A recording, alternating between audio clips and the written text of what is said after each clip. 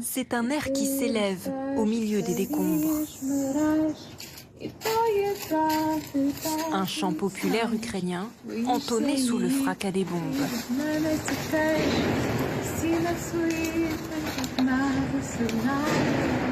Cette jeune femme est surnommée l'oiseau chanteur de Mariupol. Katerina a 21 ans et même dans les entrailles de l'usine Azovstal, sa voix résonne.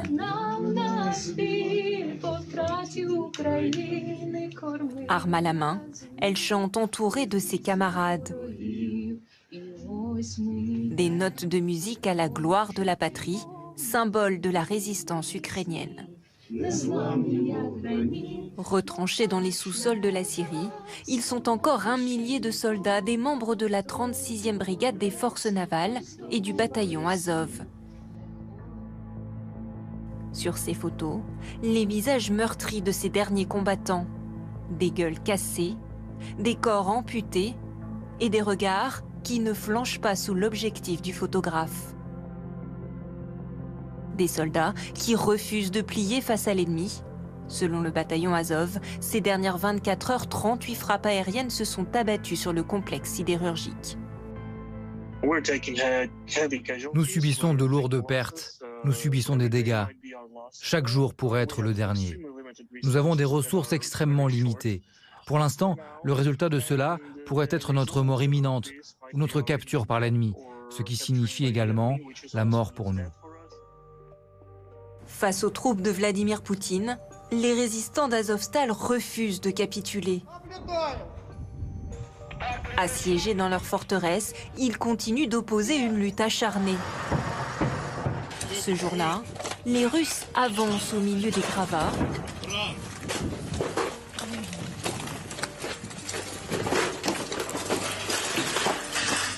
Lorsqu'ils sont pris pour cible par les tirs ukrainiens.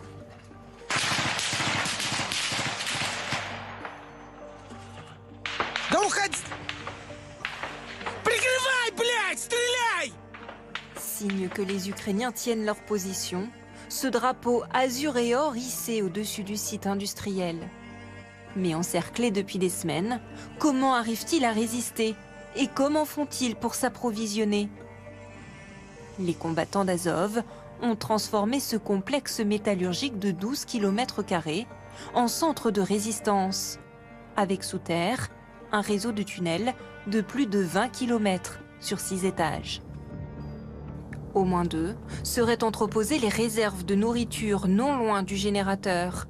Les munitions seraient, elles, stockées 2 étages plus bas.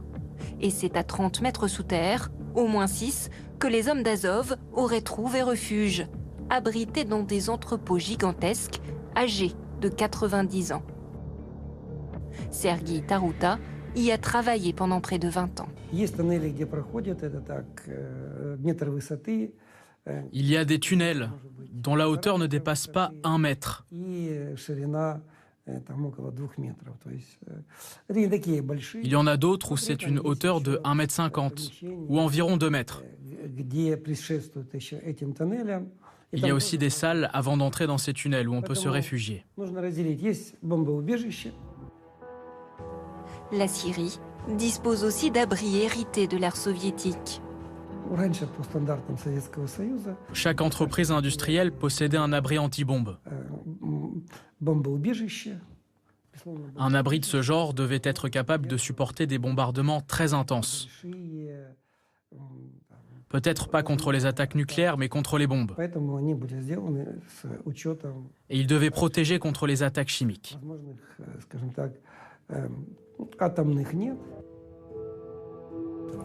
D'autres usines comme celle de Mariupol existent en Ukraine.